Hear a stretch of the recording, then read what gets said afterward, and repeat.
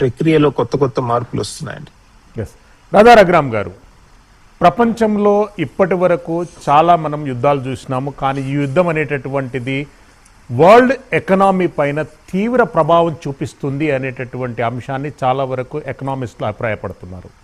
2008, 1977 రెసెషన్స్ కంటే కూడా చాలా భయానకమైనటువంటి రెసెషన్ ప్రపంచం చూడబోతుంది అనేటటువంటి ప్రిడిక్షన్స్ ఇస్తున్నారు. దానికి చక్కటి ఉదాహరణగా ఇప్పుడు డైరెక్ట్గా 3 దేశాలు యుద్ధంలో ఉన్నా కానీ ఇండైరెక్ట్గా 19 దేశాల పైన ఈ దాడులు కొనసాగుతున్నాయి, ఈ ఇంపాక్ట్ కొనసాగుతుంది. అతి త్వరలో ప్రపంచం మొత్తం రెసెషన్లోకి వెళ్ళబోతుంది అనేటటువంటి భయం ప్రతి ఒక్కరిలో ఉంది. మీరు ఎట్లా స్పందిస్తారు దీనిపైన? ఎగ్జాక్ట్లీ అండి, మీరు చెప్పినట్లుగా ఈవెన్ దో డైరెక్ట్ గా 3 కంట్రీస్ మధ్యన ఇనీషియల్ గా వార్ ప్రారంభమైంది. యుఎస్, ఇజ్రాయిల్ అండ్ ఇరాన్ మధ్యన ఈ వార్ ప్రారంభమైనప్పటికీ మోస్ట్ ఆఫ్ ద కంట్రీస్ అంటే West Asian countries, Gulf countries and మిగిలిన వెస్ట్ ఏషియన్ కంట్రీస్ కూడా ఇంపాక్ట్ చాలా క్రూషియల్ గా వాళ్ళ క్రూషియల్ ఇన్ఫ్రాస్ట్రక్చర్ పాయింట్స్ పైన కూడా ఈ డ్రోన్ అటాక్స్ అన్నవి ఇరాన్ చేయడంతో, ఎస్పెషలీ దుబాయ్ వంటి బిజియెస్ట్ ఎయిర్పోర్ట్ పైన అటాక్ చేయడం జరిగింది. అది యుఏఈ అయినా సరే, లేదంటే ఇరాక్ అయినా సరే, కువైత్ అయినా సరే, so most of the west Asian countries పైన బాంబింగ్ చేయడం అన్నది జరిగింది.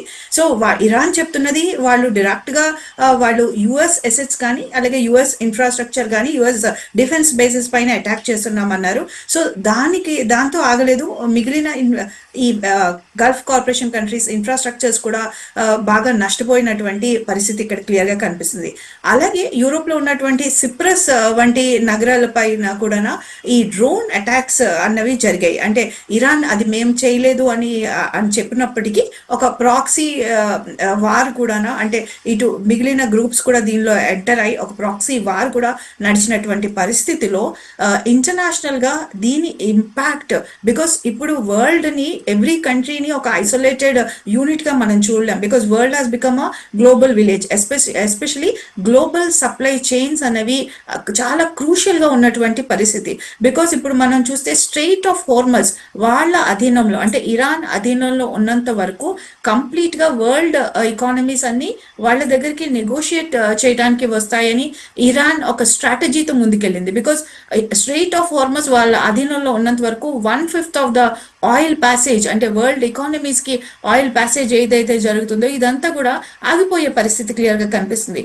అలాగే మన భారతదేశం, అలాగే మిగిలిన ఏషియన్ కంట్రీస్ కూడా క్రూషియల్ గా దీనిపైనే డిపెండ్ అయినటువంటి పరిస్థితి కూడా ఇక్కడ మనకు క్లియర్ గా కనిపించే అంశం.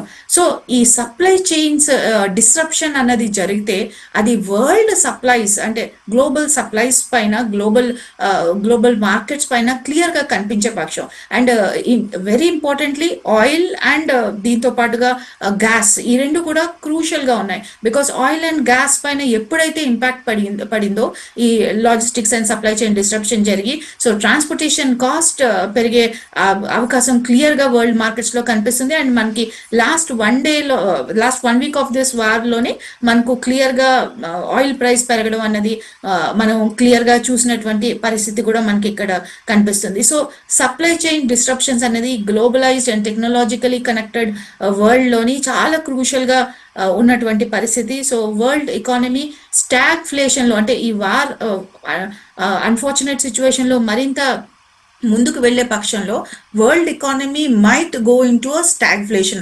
అంటే ఒక పక్క ఇన్ఫ్లేషన్ అంటే ధరల పెరుగుదల, మరొక పక్క unemployment and GDP growth rate తగ్గుదల మనకు క్లియర్ గా కనిపిస్తుంది. బికాస్ క్రూషియల్ పాయింట్స్ అయిన ఆయిల్ అండ్ గ్యాస్ పైన ఈ వార్ యొక్క ఇంపాక్ట్ ఇప్పుడు చూస్తే America and European Union nations are also worrying, because ఈ గ్యాసోలైన్ ప్రైస్ కానీ ఆయిల్ ప్రైస్ కానీ పెరిగినటువంటి పక్షంలో సో ఎకానమీస్ ఇన్ఫ్లేషనరీ దిశగా ముందుకు వెళ్తాయి.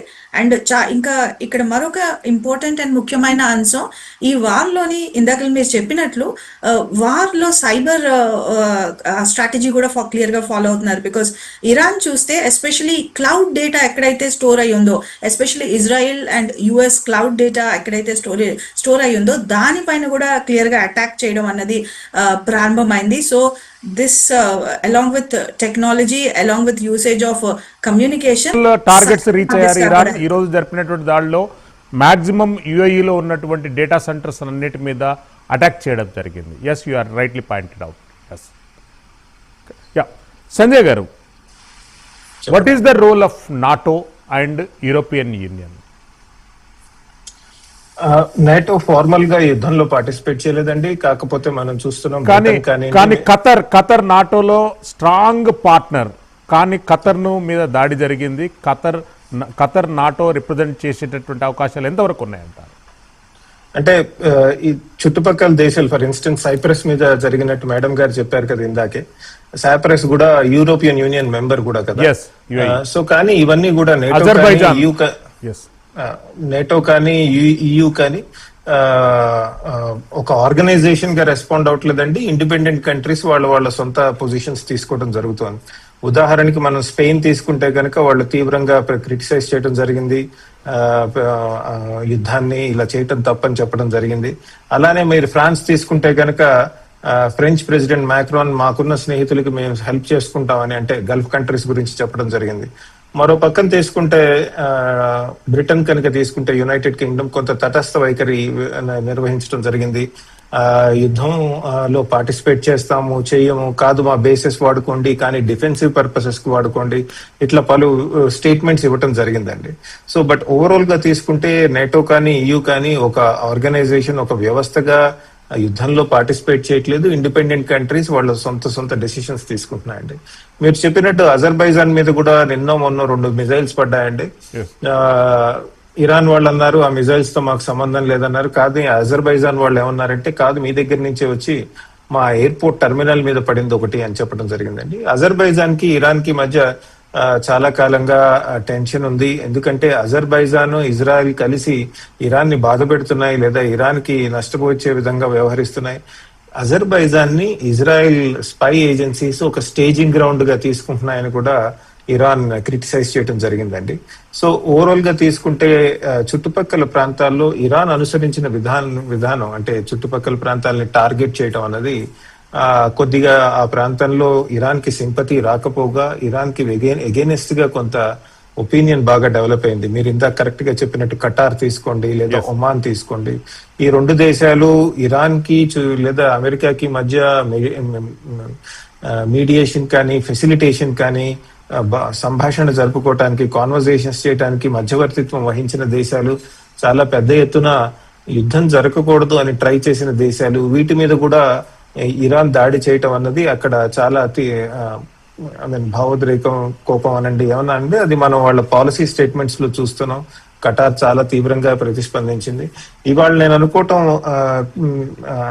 ఇరాన్ ప్రెసిడెంట్ పెజెష్కియాన్ ఎవరైతే ఉన్నారో ఆయన అపాలజీ చెప్పటము లేదా ఆయన మేము చుట్టుపక్కల దేశాల మీద అటాక్ చేయము అని చెప్పటం ఏదైతే ఉందో, అది నా ఉద్దేశంలో ఈ దేశాలన్నీ కనుక నిజంగా యుద్ధంలోకి దిగి గ్రౌండ్ వార్ కి కనుక ఈ దేశాలు తోడ్పడితే మనకి కష్టం అవుతుందని గుర్తించి చేసినట్టుంది.